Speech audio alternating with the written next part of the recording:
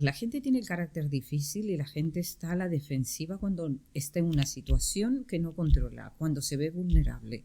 Pero cuando siente que tú estás ahí para acompañarla, para ayudarla, pues pienso que todos esos mecanismos de defensa conmigo bajan. Es responsabilidad que los hombres del futuro con confianza y seguros dependan del vínculo que se hace con ellos. Muchísimo cambio.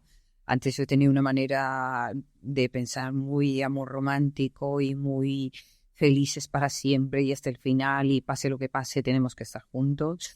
Y ahora mi visión de la pareja es distinta. O sea, por mi infancia complicada y al haber tenido una infancia de malos tratos y eso, pues me gustaría poder ayudar a niños que estén pasando por situaciones difíciles para que tengan una persona de apego, alguien de confianza que pueda ayudarlos a salir de ese tipo de situación.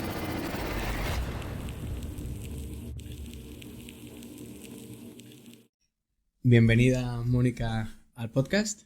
Gracias por venir. Tenía ganas. Últimamente tenemos aquí muchos seises. Ahora veremos si tú eres uno de ellos o no, porque veo que estás con dudas ahora mismo. Pero tenía ganas.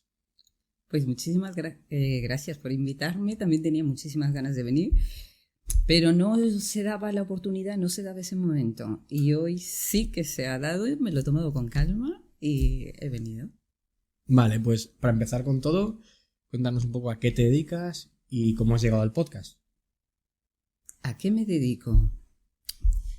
A ver, eh, ahora mismo estoy acompañando en la rehabilitación de una persona mayor.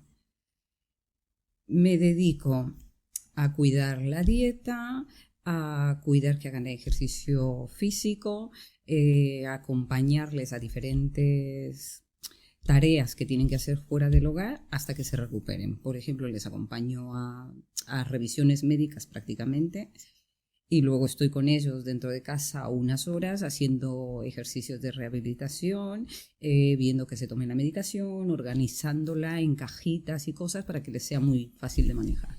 Vale. Pero también eres graduada en psicología y tienes un proyectito por ahí muy interesante. Ay, pero que el proyecto todavía está Bueno, en camino, está empezando. pero cuéntanos un poquito cómo ese proyecto cómo se plantea. A ver, me gusta muchísimo en este momento trabajar con infancia respecto a la teoría del apego.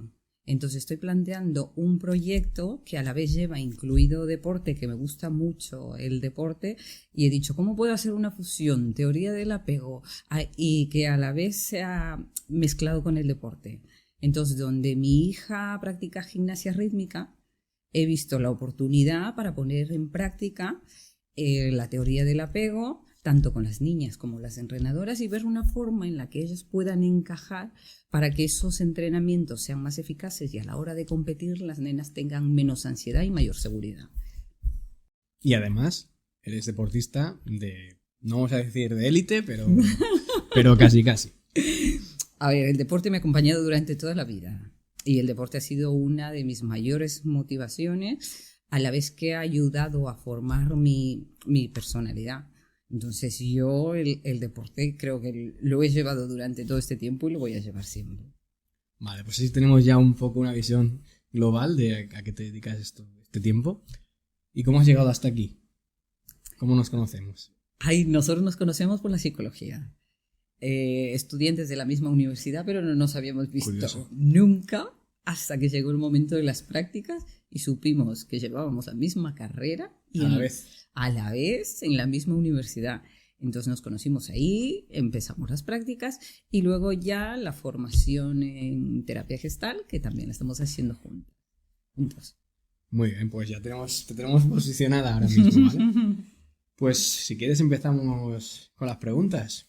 Pues bueno, a descubrir. Vale, pues la primera de todas, ¿cuál consideras que es la mayor motivación de tu vida?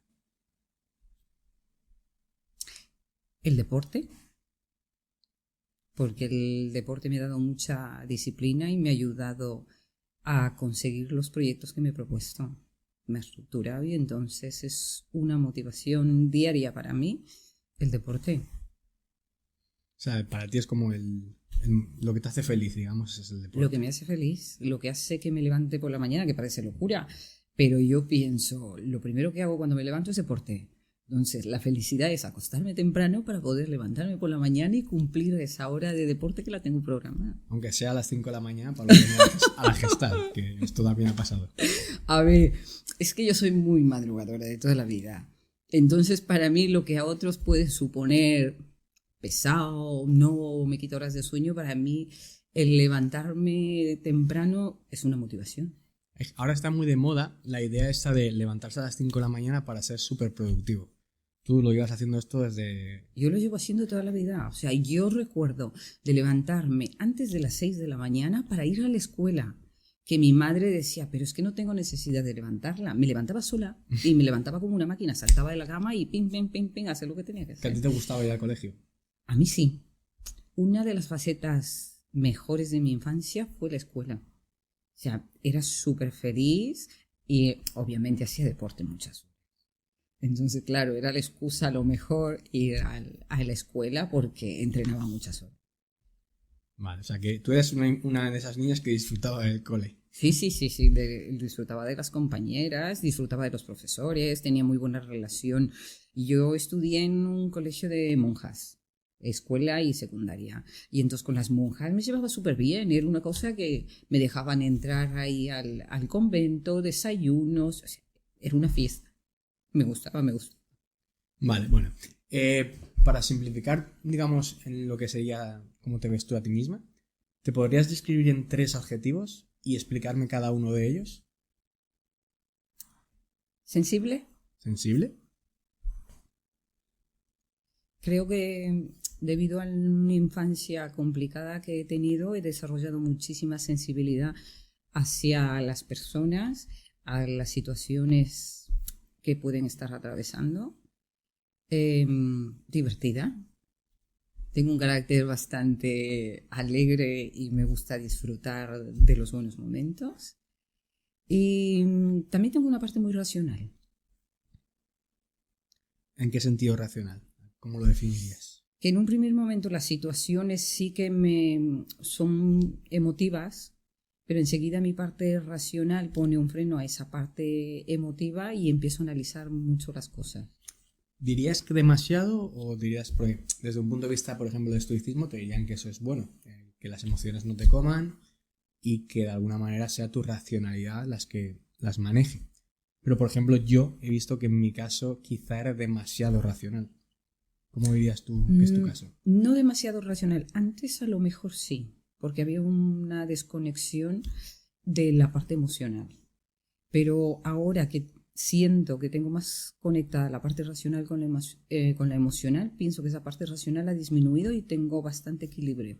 Bueno, eso creo yo, ¿eh? O sea, hombre, si no lo sabes tú, que eres tú misma. ¿Y esto a qué crees que se debe? Esta, como digamos, bajada de la racional y subida de la emocional. Trabajo interior. O sea, trabajo, el hecho mismo de haber estudiado la carrera y luego el trabajo que estamos haciendo de la formación en la terapia gestal ha hecho que yo consiga bastante equilibrio en estas dos zonas. Sí, a mí la Gestalt, por ejemplo, me ha ayudado muchísimo en ese tema. Vale, pues tenemos sensible, divertida y racional. Divertida yo incluso diría juguetona, porque creo que tienes un poquito ese puntito. Sí, tengo ese punto. Juguetón. Vale, me gustaría que pensaras en un éxito reciente que hayas tenido, si no tiene que ser ahora, pero cuanto más cerca mejor, digamos, y que dirías que aportó tu personalidad para conseguir ese éxito. Éxito reciente en el deporte. ¿Y qué aportó? A ver, jugando baloncesto, hace poco me he llevado una copa de las 5 mejores del campeonato. ¿Y qué aportó? Pues la constancia.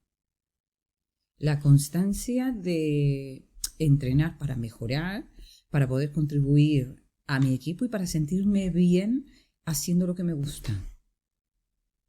Entonces pienso que, bueno, además también está la parte de la psicología.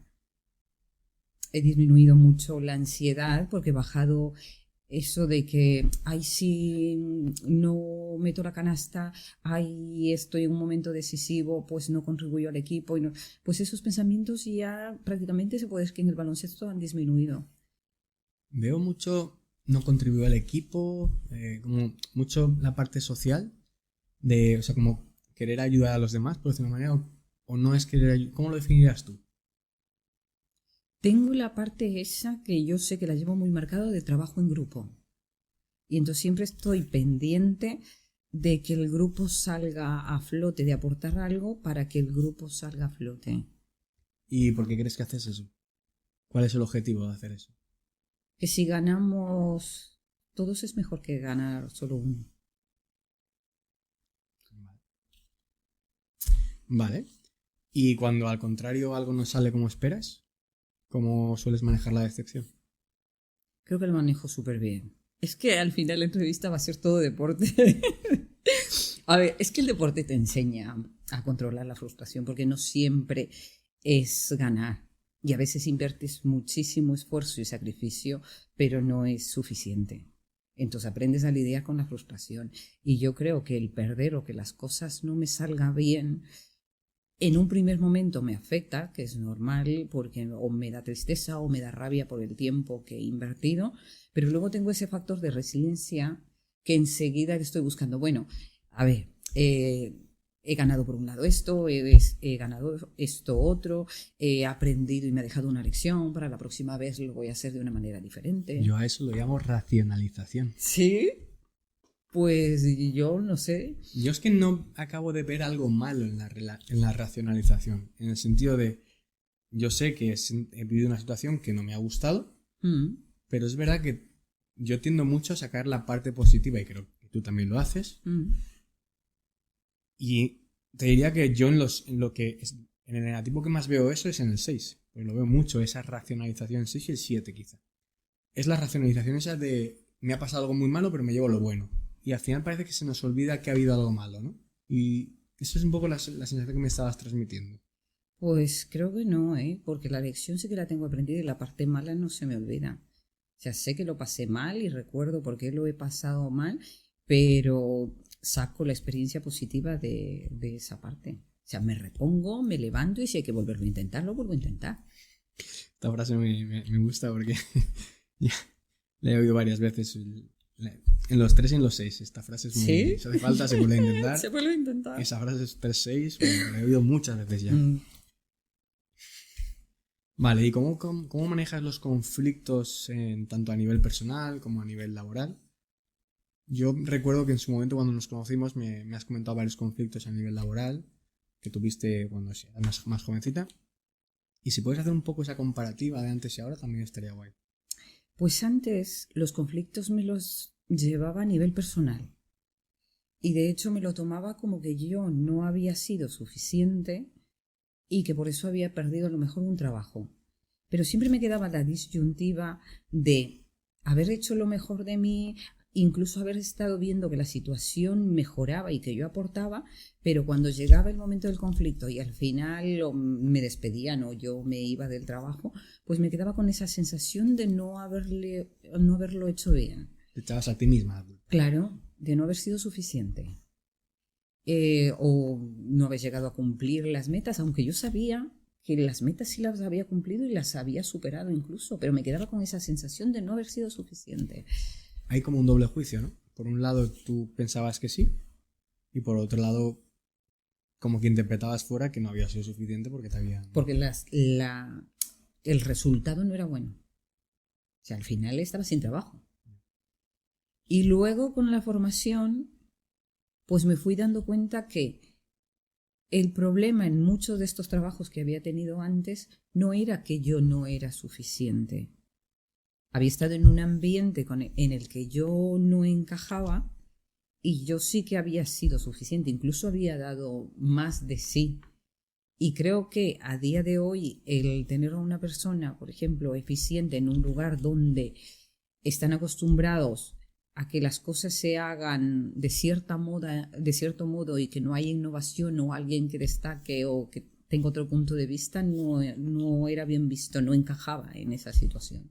Entonces he aprendido que hago mi trabajo bien, soy eficiente y me quedo con eso, y luego ya si encajo con el ambiente o la situación en la que estoy es otra cosa que es diferente. Yo lo que veo es mucha autoexigencia o mucho perfeccionismo de hacer las cosas muy bien, ¿no? Que yo también he visto que eso es verdad que en muchos trabajos no acaba de ser bien visto. Porque al final estás como un poco obligando al resto de compañeros a hacer las cosas igual. Y eso en principio estaría relacionado con un 1, así a grandes rasgos, ¿no? Lo primero que te vendría. Pero también me parece una pista de un 6 social. Ya la exigencia, ¿no? Ese perfeccionismo. Sí, esa forma de 6 social de hacerlo, de cubrir el miedo a la incertidumbre, haciéndolo todo perfecto. Si yo lo hago todo bien, nada puede ir mal. Un poquito de control. Que es mentira. Pero es spoiler, es mentira. Pero bueno, ahí veo yo esa parte de 6. Que lo veremos, igual no concluimos nada. ¿Qué tal qué actitud tienes hacia el cambio y sobre todo hacia la incertidumbre, no saber qué va a pasar? Depende. La mayoría de las veces el cambio me gusta, porque como soy una persona muy activa, me gustan las situaciones nuevas, explorar, meterme en nuevas cosas, ver qué puedes aprender de ahí. Y si no es una nueva cosa, pues dentro de la misma que estás, intentar explorar más cosas para ir desmenuzando, ir aprendiendo más y ver qué cosas hay. Entonces el cambio me gusta. Ahora, si es un cambio brusco de una situación en la que no controlas nada y es totalmente desconocida, pues en un primer momento me hace que me pare. O sea, porque no la controlo, porque no la he vivido, porque es totalmente desconocida, me asusta. Hasta que llegue el momento que empiezo a investigar y voy cogiendo información, me voy empapando y ese miedo va disminuyendo. Pero en general los cambios me gustan, me motivan. Tienes como ese puntito del deportista, ¿no? Que es como un reto. Sí, vamos un reto. Vamos a por él. A ver qué descubrimos de nuevo ahí. ¿Y qué tal te llevas con la crítica? ¿A la crítica? Yo creo que nos llevamos bien con la crítica, ¿eh? Hay muchos tipos de crítica también. Sí. A ver, de personas que a lo mejor critican y no sé, a lo mejor tu forma de ser, es que no sé si es la edad, los estudios o un conjunto de todo, no me suele afectar. No te afecta nada la crítica. Cuando te critican de forma personal, por ejemplo, no te afecta. No. Más bien pienso en la otra persona. O sea, ¿qué puede haberle llevado a criticar o a pensar de esa manera? ¿Qué puede haber detrás? Bueno, ahí ya me voy a la parte racional. Yo también lo hago eso. De hecho, cuando pasa algo por un lado que no entiendo, que alguien se comporta muy raro, antes de pensar que hago contra mí, pienso, ¿qué pasa? O sea, es como me apetece más entender qué está pasando que sentirme de una manera u otra. Es como... O que darle peso a esa crítica. Sí, bueno, a mí sí que me afectan las críticas, pero a pesar de ello es como que intento entender de dónde viene una crítica, especialmente cuando viene algo sin sentido, ¿no? Que es como te critican sin haber hecho nada, de una forma como muy aleatoria. Yo lo primero que pienso es, ¿por qué? ¿Qué ha movido a esta persona a hacer esto? Más que sentirme de una manera o de otra. Sí. Pero a mí sí que me afectan las críticas. Vale, descríbeme una situación donde te has sentido especialmente eficaz y en ayudar a otros, sobre todo. Aparte de ayudar. He trabajado muchos años cuidando gente mayor, que son para mí un colectivo vulnerable y que me toca muchísimo la sensibilidad. Y eficaz me he sentido en muchas ocasiones con esas personas, porque son personas que realmente necesitan tu ayuda y el ver que les estás ayudando en algo que ellos por sí no pueden llegar a conseguirlo, pues hace que me sienta eficaz.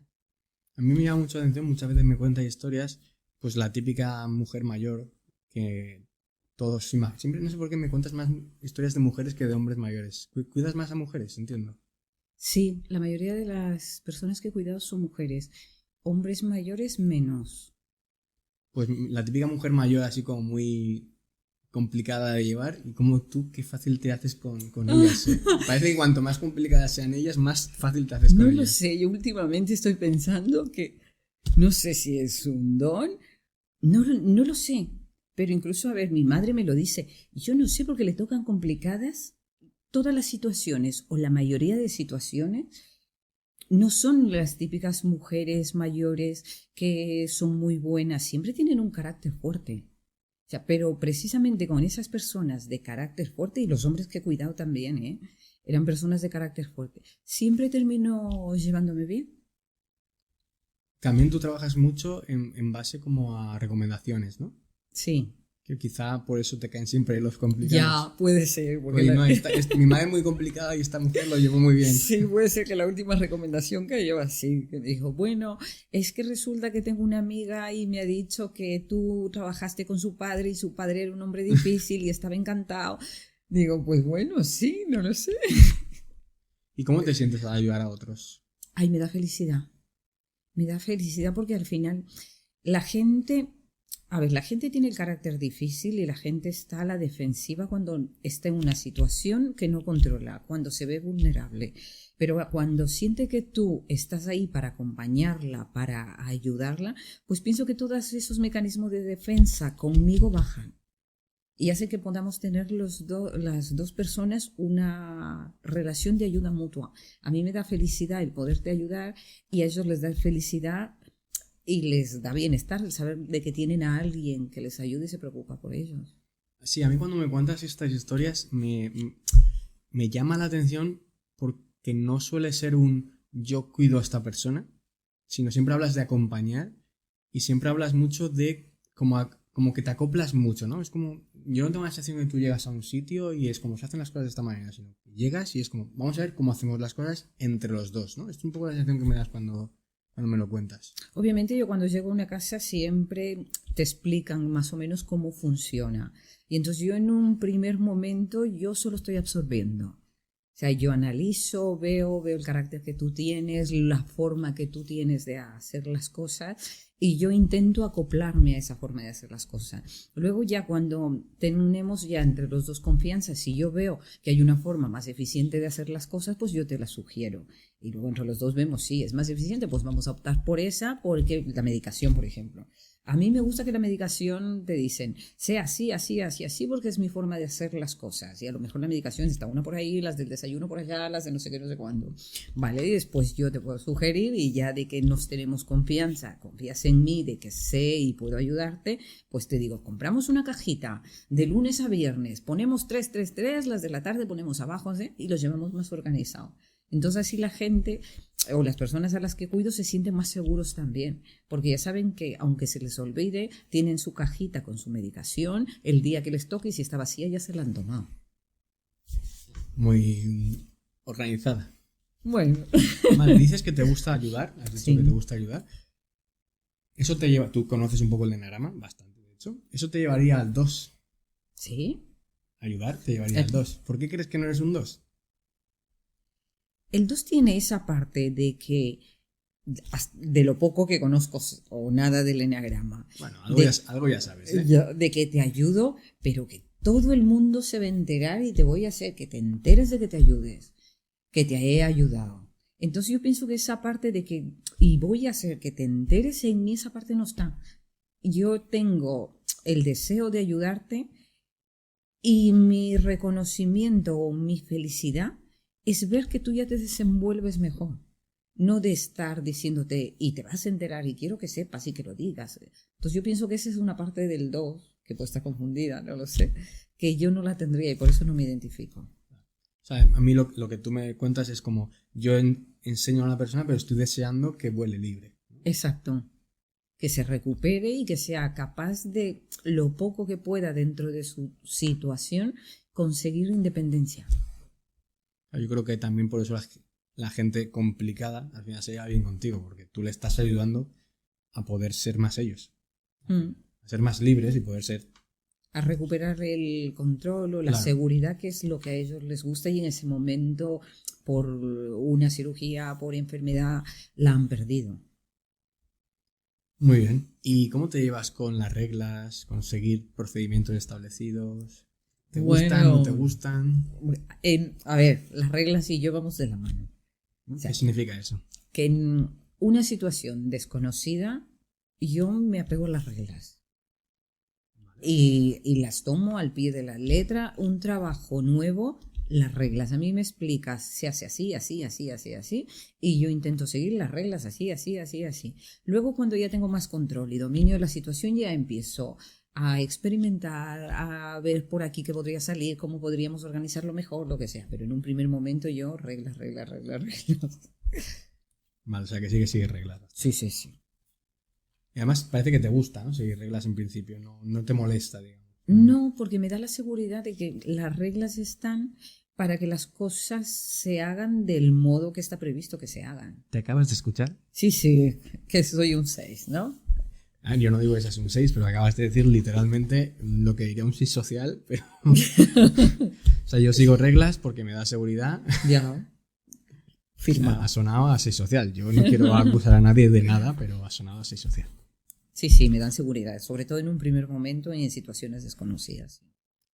En cuanto al típico enfoque de las cosas, cuando ves una película, te hablas con el personaje, sientes las mismas emociones que siente o hay algo dentro de ti que te mueve. Es decir, ¿es una persona más racional, más emocional o más visceral?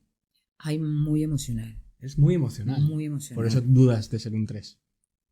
Soy muy emocional y ya si son películas románticas y eso, pues en mi casa me conocen que me pongo a llorar y que no puedo y que estoy en un primer momento aguantando y ya me he identificado con el personaje y ya... Sí, sí, muy emocional. O sea, que tú lo primero cuando en una situación, digamos, complicada, cuando tú te decides a qué voy a hacer, ¿vienes de las emociones tu decisión? ¿O viene de la parte como más lo siento y ya está? ¿O viene más de la cabeza? En una situación complicada, es que ahí depende mucho, ¿eh? Porque si la situación es muy complicada y hay situaciones, por ejemplo, difíciles, me pongo en la parte muy racional. Y las cosas hay que hacer pum, pum, pum, pum, y ahí tengo la habilidad, se puede decir, de bloquear la parte emocional porque la situación requiere que sea muy, muy racional. Yo trabajé en Ecuador en defensa civil, por ejemplo. Aquí es... no recuerdo cómo le llaman aquí a la defensa civil. ¿Protección civil puede ser? O algo existe así. protección civil. No Sí. sé si es lo mismo, pero existe. Y entonces nosotros ahí, por ejemplo, evaluábamos daños y riesgos en la población. Y había, por ejemplo, deslaves de montañas y cosas así donde la gente estaba bastante afectada. Yo, por ejemplo, en esa situación no me pongo emocional, porque esa situación para mí requiere que seas racional y sigas unos protocolos marcados para poder ayudar a los demás. Y entonces ahí mi parte emocional se queda detrás y sale la parte racional. Entonces, depende. Yo te oigo hablar y veo un sí social. ¿Qué puede ser? Cuando estás sola, bueno, en mi caso, por ejemplo, cuando estoy solo muchas veces tengo pensamientos en la cabeza. ¿Qué tipo de pensamientos suelen ocuparse más en tu cabeza? ¿Suele ser más de introspección, de una preocupación constante o de planificar futuro? Pues en estos momentos es de planificar futuro, de las cosas que me gustaría llegar a ser, todo lo que quiero aprender acerca del apego y del trauma infantil. Entonces en los momentos en los que estoy sola estoy pensando, bueno, que termine este proyecto en el que estoy ahora porque tengo pendiente esto y quiero esto y me apetece eso. O sea, que estás pensando mucho en proyectos personales. Sí. Luego te preguntaré por ahí. Ya, esto quizá haya salido un poco, pero bueno, puedes expandirlo. ¿Qué actividades te proporcionan mayor satisfacción y por qué? Ay, es que vamos a dar la vuelta. Diría que es el deporte, sí. diría que es ayudar. Es ayudar también. Y estar con mis hijos. ¿Cuántos hijos tienes? Que no nos lo has contado. Tengo 3. Un mayor de 22, un mediano de 16 y una pequeña de 9. Y entonces dentro de mi vida son lo que me da muchísima alegría y los momentos que compartimos y jugamos y estamos juntos, pues los disfruto mucho. ¿Cómo te describirías tu enfoque personal hacia metas? Es decir, ¿cómo te lo planteas? ¿Organizas todo mucho? ¿Vas un poco a trote-moche, para acá, para allá, como salga? ¿Cómo lo haces? Creo que soy bastante organizada. Y tengo metas a largo plazo y metas a corto plazo. Y dentro de eso, pues lo tengo un poquito más fraccionado hasta llegar al día a día. Entonces empiezo... ¿Te lo haces? ¿Te lo escribes? No, los llevo de cabeza. Entonces, un día organizado, al siguiente día organizado, al siguiente, y al final guardo un orden todos los días. Un orden, un horario. Sí, bastante Sí, obsesivo, sí. ¿no? Organizado, diría. Sí, sí, pero bueno, quiero decir que quizás me refiero con obsesivo que estarías más en el lado obsesivo que en el lado, por ejemplo, histriónico, emocional, muy potente, de pues eso, dejarse llevar por las emociones, improvisar y todo eso. Yo creo que lo llevo bastante organizado. Pero a ver, yo tengo que reconocer que tengo un nivel de exigencia que todavía no llego a verlo muy claro. Y puede ser eso que haga que yo lleve todo muy marcado. ¿Crees que es importante mantener una imagen frente a los demás? Una imagen. Pues, ¿qué te puedo decir de mantener la imagen? Ser tú. Creo que es importante ser lo que tú sientas en ese momento y no sé cómo disfrutarlo, más no pensar en una imagen, no lo Pero sé. ¿crees que es importante como que los demás tengan una imagen concreta de ti? Si tú te esfuerzas por dar una imagen. A ver, yo me esfuerzo por ser consecuente, por ejemplo, porque lo que yo digo que voy a hacer, hacerlo. Porque pienso que si tú crees en lo que puedes hacer y lo haces, los demás también van a creer en ti, si eso es una imagen, por ejemplo. Sí, supongo que sería una imagen. Entonces sí que me esfuerzo en que sea, que vayan de la mano lo que digo y lo que hago. Pero, por ejemplo, una imagen también podría ser a nivel físico. Tú estás bastante en forma, de hecho, haces muchísimo deporte. Cuando haces deporte te planteas, ¿hago deporte para gustar más? Hago deporte para gustarme más. Siempre digo que el 3 hace deporte para gustar más y el 6 hace deporte para gustarse más. Pues voy camino a un 6, Y ¿no? yo digo, y pienso, incluso diría que el 6 hace no para gustarse más, sino para dejar de disgustarse con Para dejar. esta sensación de insuficiencia, de pues esto, lo que veo yo en muchos 6, ¿no? De me siento insuficiente, hago más deporte para ver si cuando esté más en forma me veo más suficiente. Diferentes puntos de vista. Yo si estoy más en forma, estoy más contenta conmigo mismo. O sea, me disfruto, por así decirlo. Me disfruto de verme, Sí, yo te entiendo, ¿eh? de sentirme bien y ya hasta ese puntito de que dices, ay, es que me toco y estoy tan contenta conmigo de verme como estoy. Y luego además estoy contento de haber seguido la disciplina que hacía falta para llegar a este punto. Eso Que me sí, hace feliz. que te hace feliz porque son logros que vas consiguiendo. O sea, me he marcado este mes tal rutina y luego ves el resultado de la rutina y es que es un logro porque lo he conseguido. Pero a mí es que simplemente el hecho de seguir la rutina ya me da un punto de felicidad hasta el punto que muchas veces digo, yo creo que si fuera al gimnasio y me dijeran, nunca más vas a mejorar, ya está, estás en este punto y no vas a mejorar. Y si dejas de ir al gimnasio, tampoco vas a empeorar, yo creo que seguiría yendo al gimnasio. Claro, porque lo disfrutas. Sí, porque llega un momento que es el esfuerzo lo disfruto. Y yo también soy partidaria del esfuerzo. No soy de ir al gimnasio, por ejemplo, y estar viendo pasar el tiempo, dando la vuelta, lo que sea. O sea, yo voy a lo que voy. Yo voy a entrenar y mientras estoy entrenando o corriendo en cinta lo estoy disfrutando. Sí, además me acuerdo que contaste que cómo sientes tú correr como una meditación. Es que se me olvida que estoy corriendo. Ese es ese puntito de que subo y estoy corriendo y después digo, se me olvida que estoy corriendo porque más que meditación yo creo que es focalizar la atención. Entonces la atención la tengo focalizada en el ritmo que llevo, por ejemplo, o las pisadas, en que pienso que mi cuerpo es un bloque y estoy a la vez coordinando brazos, abdomen, piernas y estoy centrada en eso. Y estás ahí a tope Y estoy a tope, a disfrutando. tope, a tope. Y se me pasa el tiempo que no me entero, vamos. Vale.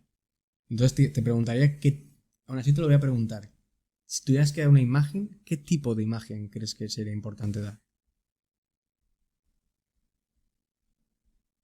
¿Qué tipo de imagen sería?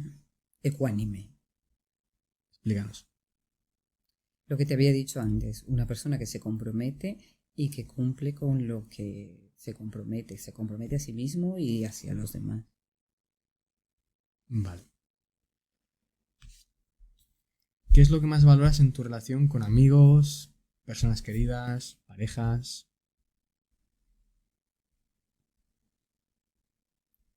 La tranquilidad. La tranquilidad. Explica un poco eso. El poder estar con un amigo y olvidarte de todo. O sea, el poder hablar de cualquier tema y saber que estás con un amigo, que no hay juicio a ningún nivel. Esa tranquilidad y esa paz de poder estar, de poder compartir, de poder entregarte en una relación, o sea, no tiene precio. Eso suena mucho a una cosa que dijo Oscar, que es un 3. ¡Ay! A ver si voy a hacer un 3. No sé, yo realmente lo veo. Lo veo también mucho del 6 eso. Porque el 6 tiende mucho a sentirse inseguro en las relaciones. Incluso te diría que del 5, de no poder ser uno mismo. Y yo creo que esa sensación que describes para mí también es muy característica, ¿no? El no estar pensando si voy a hacer algo un poco raro que van a hacer que piensen mal de mí cuando en realidad no es lo que yo quería transmitir. No sé. A mí sí que incluso me lleva más al 5, por ejemplo, que al 3. Esa idea. Vale. ¿Qué destacarías en tus relaciones? Me gustaría separarlo porque, por ejemplo, sé que con tu madre tienes una relación muy especial. Cuéntame un poco, ¿qué destacarías de tu relación con tu madre? Con mi madre, a ver, en general nos llevamos muy bien porque las dos tenemos un carácter así afín, divertido. Pero, claro, es como que es muy marcado dos tipos de generaciones, por así decirlo, y aparte la crianza. Mi madre todavía tiene una forma de pensar muy rígida, muy así, como la criaron a ella, de que las cosas se hacen así, así, y no la muevas de ahí. Y en cambio yo tengo una mentalidad ya mucho más abierta que la de mi madre. Entonces, si salvamos eso, tenemos una buena relación. Yo he visto evolucionar muy bien, muy para bien, me refiero, la relación en estos 2 años que llevamos de formación gestal. Sí, pero porque yo he aprendido a conocerme mucho más. Entonces, al aprender a conocerme mucho más, cómo reacciono y también aprender a conocer las reacciones de los demás, pues ahora lo llevo mucho mejor. Me gusta eso que dices de aprender a conocer las reacciones de los demás. ¿Puedes explicarlo un poco más? Pues hay algunas circunstancias con mi madre mismo. Ante que mis hijos salgan de fiesta, mi madre le produce muchísima inseguridad. Entonces yo ya sé que la reacción de mi madre cuando mis hijos se van de fiesta a ella le provoca inseguridad. Entonces yo intento que esa inseguridad de ella disminuya explicándole con quién van mis hijos, que son personas conocidas, y entonces ya se apacigua. Vale. ¿Y con tus hijos? ¿Cómo es la relación con tus hijos? Ay, con mis hijos tenemos una relación súper bonita. Súper bonita, súper bonita. Yo creo que los comprendo muchísimo y ellos confían muchísimo en mí también.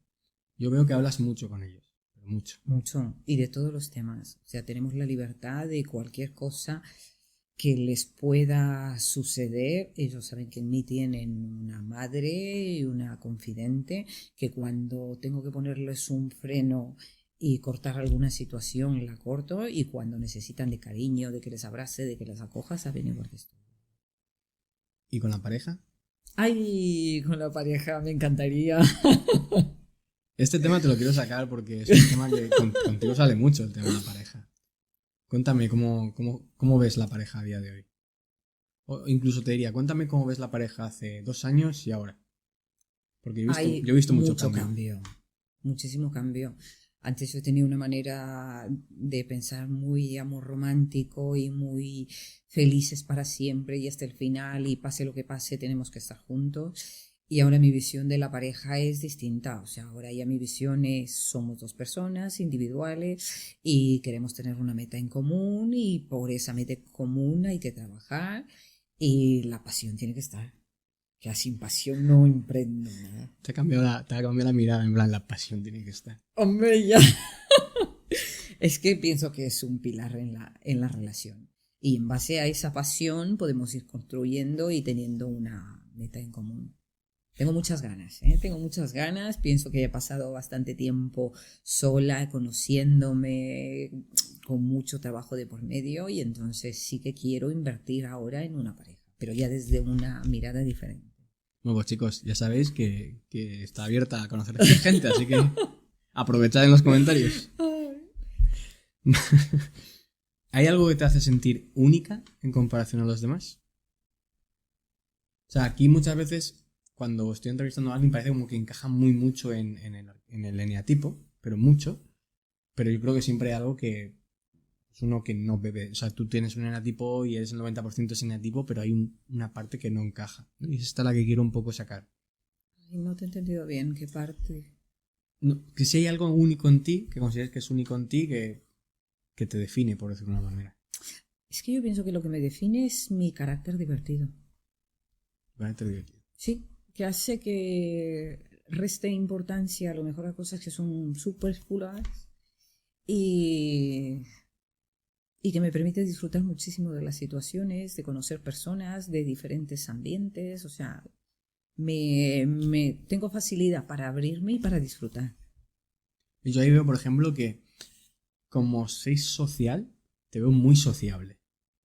Me descoloca eso. Tú tienes mucha facilidad para hablar con todo el mundo.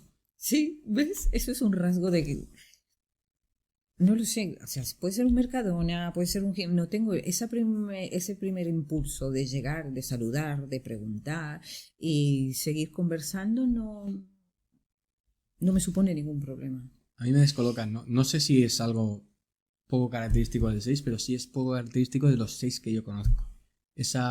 Además también lo que estás diciendo, esa fachada divertida, ¿no? Es decir, yo me divierto con la vida, como que la vida es un juego. Eso lo veo muy poco en los 6 yo, muy poco. ¿Sí? Incluso en Contrafóbico, que hace un montón de cosas, pero nunca desde el vamos a divertirnos, sino más bien el voy a retarme, voy a conseguir esto, Pero esta visión que tienes tú de voy a divertirme, no me pega en el 6, que igual estoy yo equivocado, pero no me pega, no he conocido ningún 6 así yo. Pues seré un 6 raro. No lo sé. Pero no es 6 social, que puede ser que yo tenga un poco más desarrollada o no. No lo sé, ya te digo, tampoco lo sé, La parte pero social. podría ser. No tengo... Porque, a ver, te puedo hablar de teoría, pero yo no quiero hablar de teoría, quiero hablar de lo que yo conozco. Y en lo que yo conozco, los 6 no suelen ser muy sociales. O sea, luego en pequeños grupos son muy sociables, muy de amigos, pero en pequeños grupos. Eso que haces tú de hablar con todo el mundo, yo lo veo poco en los 6. Insisto, lo que yo veo, más allá de lo que diga la teoría, que la verdad es que no sé si menciona esto o no. No lo sé, yo sé que desde pequeña yo he sido así. O sea, yo de pequeña salía de compras con mi madre y bailaba por la calle, escuchaba música y me paraba y no tenía vergüenza de bailar. Luego ya en la escuela, igual, ya te digo, con los profesores, con las monjitas, el colegio igual. Ahora, por ejemplo, tengo la edad que tengo y juego baloncesto. Y cuando llegamos al campo, o sea, llevamos un altavoz y yo soy la que está bailando y me dice, con cualquier cosa ya bailar. Sí, Es que lo sí, disfruto. tenía que ser un 7. A ver si ahora vamos a coger para el otro lado. A ver si vas a ser un 7, qué locura sería eso. ¿Te consideras más optimista o pesimista? Bueno, optimista. Optimista, tope. Está tope, tope. Sí, sí. Tú siempre ves el vaso muy lleno, la verdad. Sí, sí. Intento sacarle provecho, jugo y de lo que nos queda del vaso, vamos, que todavía lo seguimos teniendo. Vale. Y si pudieras cambiar algo de ti, ¿qué sería y para qué lo cambiarías? Si pudiera cambiar algo de mí.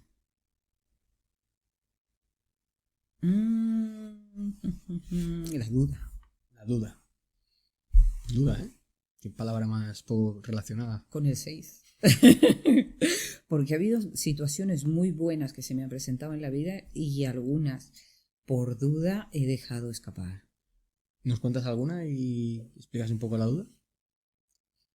Por ejemplo, que te ofrecen un trabajo fuera y sabes que el trabajo va a estar bien, pero dudo.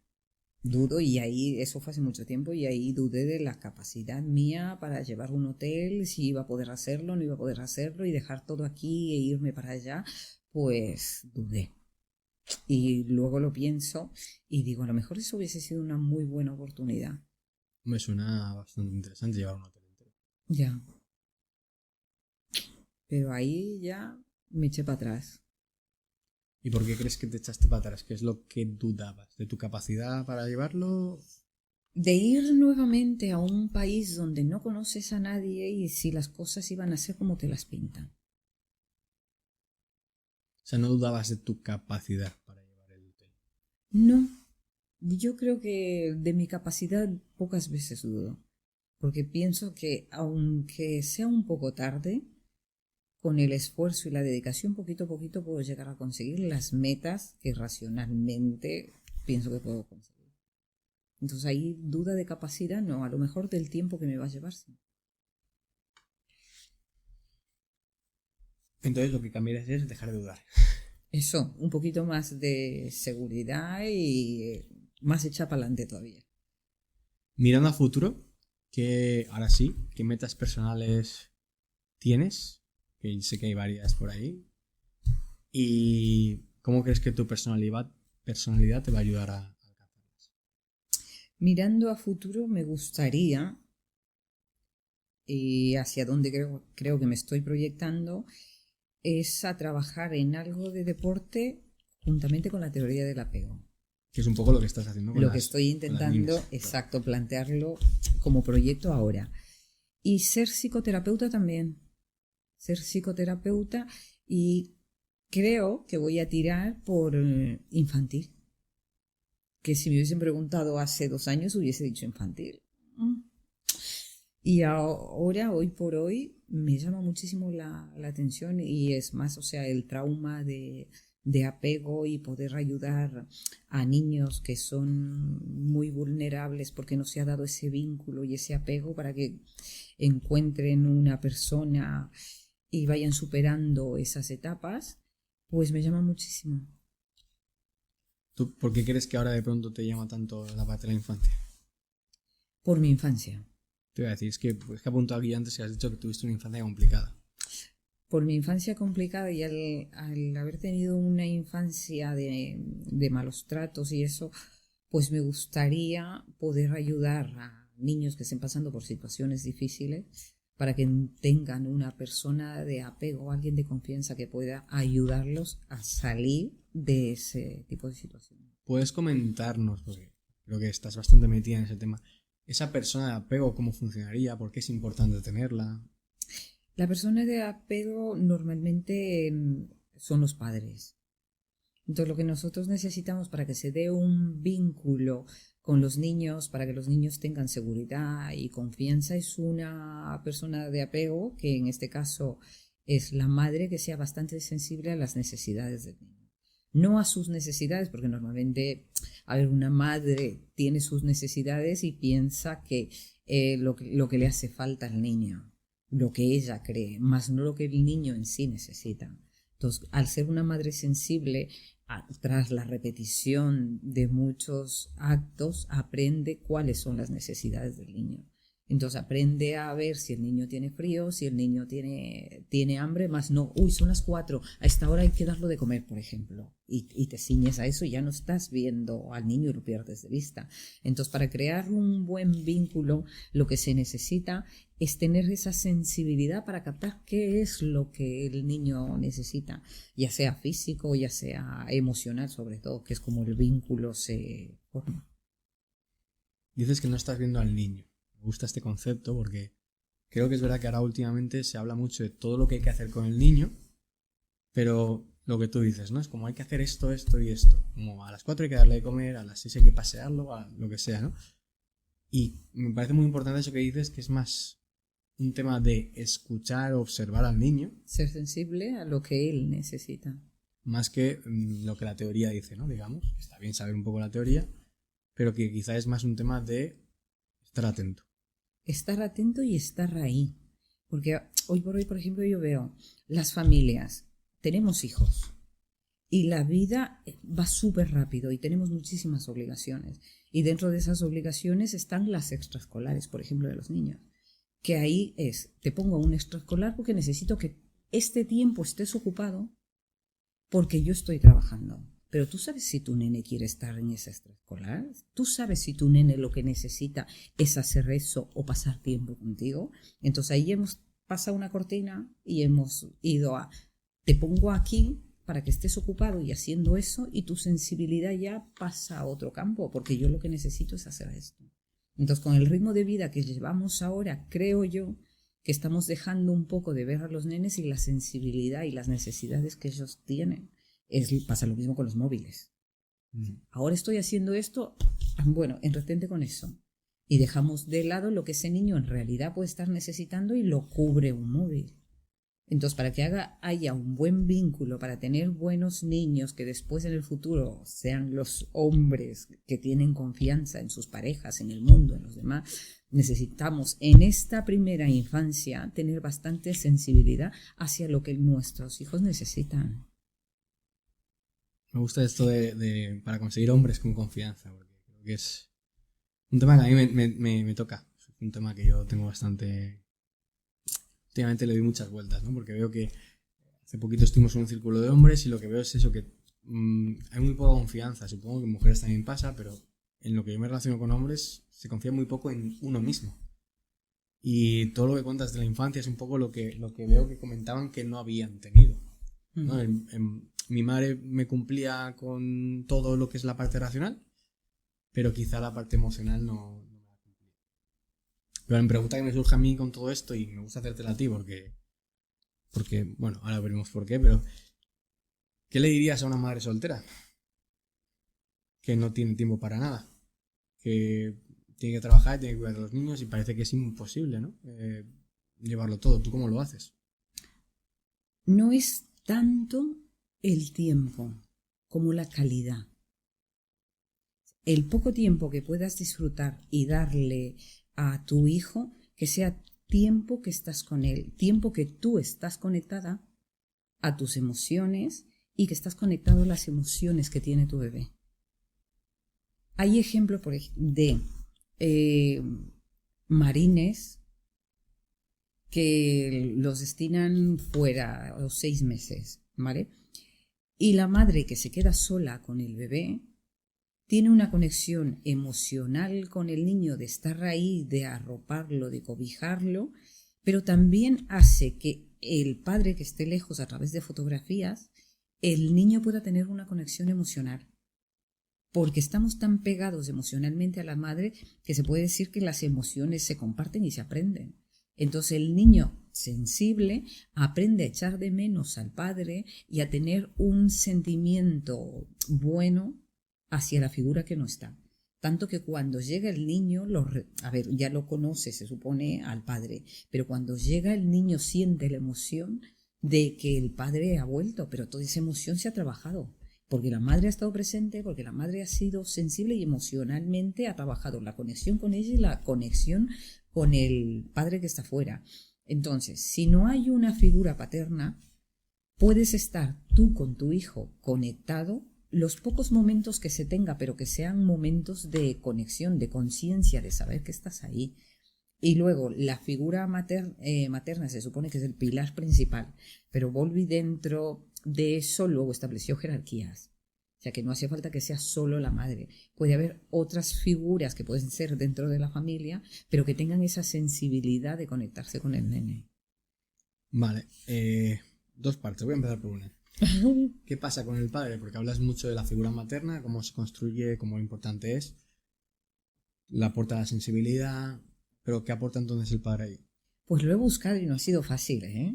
Ya por eso te lo pregunto, en realidad. Porque Pues, sé que lo has buscado. sí, porque todo la madre, y uno al ser madre decía, ¿cómo puede ser todo la madre? Toda la responsabilidad del apego. Te voy a parar un momento porque me ha gustado esto. O sea, fíjate que yo cuando te he hecho esta pregunta he pensado, más de uno pensará, pregunta por el padre porque como es un hombre, es como pregunta por el padre. Y entonces, de alguna manera, yo proyectaba en ti yo como madre, todo con la madre es algo bueno, pero fíjate, tú lo ves desde el otro lado, es como, qué presión que todo lo tenga que hacer la madre, ¿no? Me ha llamado la atención. Qué responsabilidad que los hombres del futuro, con confianza y seguros, dependan del vínculo que se hace con la madre. Solo con la madre. Solo con la madre. Entonces yo lo veía como muy exclusivo, muy de mucha responsabilidad, no puedes dedicarte a más cosas porque tú eres la responsable de criar al nene y de que tenga un buen vínculo y todo cae sobre ti. Entonces lo he buscado. Y me ha sorprendido gratamente, lo he encontrado, creo que es el libro de Boris Cyrulnik, que habla del apego, y ahí le da la vida al padre. Y entonces me gusta mucho porque empieza que la relación el vínculo del padre con el nene empieza ya desde el vientre materno. Y hay estudios donde el nene está en el vientre de la madre y el padre pone una mano sobre el vientre y le habla al bebé y se ve, y me imagino que monitorizan también cómo el bebé cambia hacia el sitio donde el padre tiene puesto la mano. Por lo tanto, ya hay una sensibilidad. Ahora, lo que sí que dice es que depende mucho de la madre, de que el vínculo que genere con la madre. Y ahí vamos, por ejemplo, a una relación de malos tratos. O sea, una mujer que esté embarazada, al ver a su pareja que es un maltratador, pues obviamente ella lo que siente es estrés. Ese estrés se transmite al bebé, por lo tanto el bebé, cuando el padre se acerca o relaciona con esa voz, pues el bebé no va a ese sitio, sino más bien se pone intranquilo, al punto de que cuando nace y relaciona con la voz, el bebé no tiene tranquilidad. Entonces sí que aparece el padre para el vínculo desde el embarazo. Y vamos a pensar que es un embarazo bien, una pareja que se quiere, entonces el padre pone la mano, el nene se mueve hacia él. Cuando nace el bebé está la relación exclusivamente con la madre, porque obviamente la madre es la que le da de comer, pasa más tiempo con el bebé, hasta los 8 o 9 meses, si no me equivoco.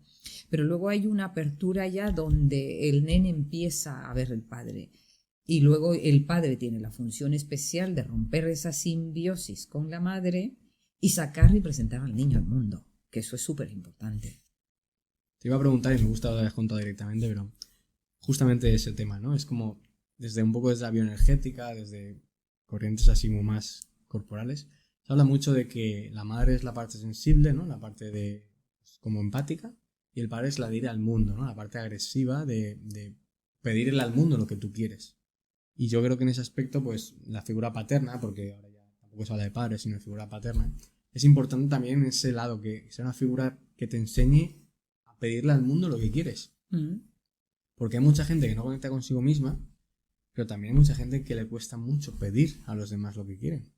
Entonces, también creo que hay un déficit, ¿no? O sea, hay mucho, desde lo que decías tú, ¿no? La madre que no ha sido suficientemente sensible con el niño, y el niño, pues, quizá no tiene tanta autoestima porque no se sintió cuidado, pero también hay un déficit de yo tengo derecho a pedirle al mundo, aunque luego el mundo no me lo dé, pero tengo el derecho y en parte un poco la obligación de pedirle al mundo lo que yo quiero, que eso sería el padre o la figura paterna. Claro, sería la figura paterna la que te saca al mundo, la que te da esa agresividad para salir al mundo.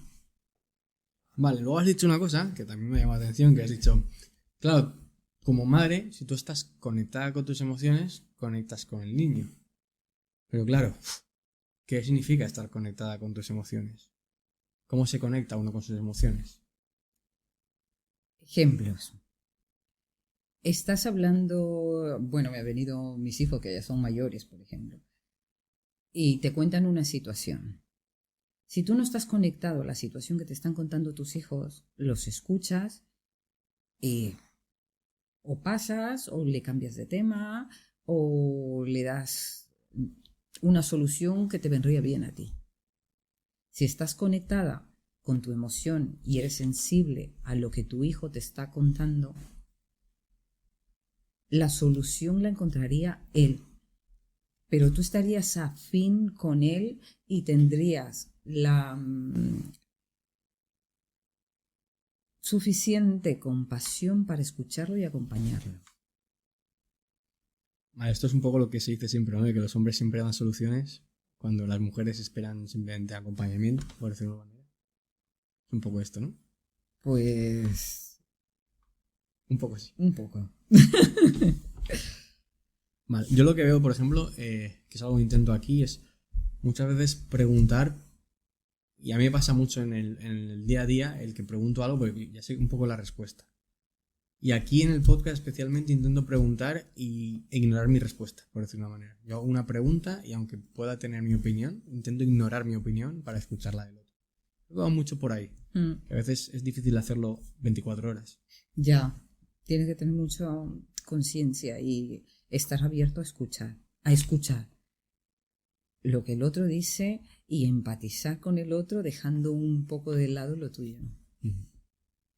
Vale, pues última pregunta oficial, porque no sé. Nos hemos ido un poco del podcast en realidad, pero me gusta el tocar otros temas, el traer un poco de otros temas, otras teorías, otras formas de ver el mundo y tal, que creo que es guay para la gente que ve el podcast. Última pregunta del podcast de hoy. Si tuvieras que darle un consejo a alguien que comparte negativo contigo, o más que negativo, que se siente identificado contigo, con todo lo que hemos hablado, ¿qué consejo le darías que has aprendido tú a lo largo de tu vida y consideras que le ayudará? Esa parte del miedo, ser consciente de cuando tienes miedo en alguna situación nueva, saber que reaccionas de esa forma y que pasará. Que pasará y que le eches valor. Que lo hagas a pesar del miedo. Que lo hagas a pesar del miedo, es saber que te conoces. Sí, en esta situación suelo tener miedo. Y el miedo me dura 2 días, pero yo ya sé que remonto. Entonces, quitarle un poco de... A ver, que el miedo es necesario, pero no tanto. ¿Por qué es necesario el miedo?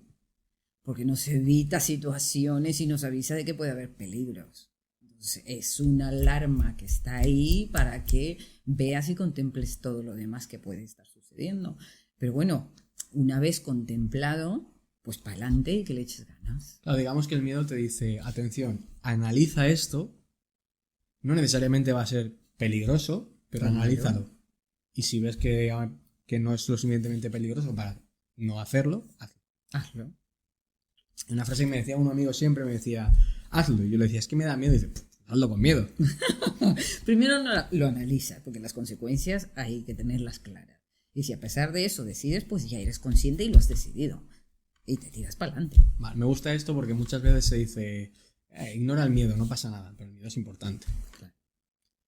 Vale, entonces ese es tu consejo.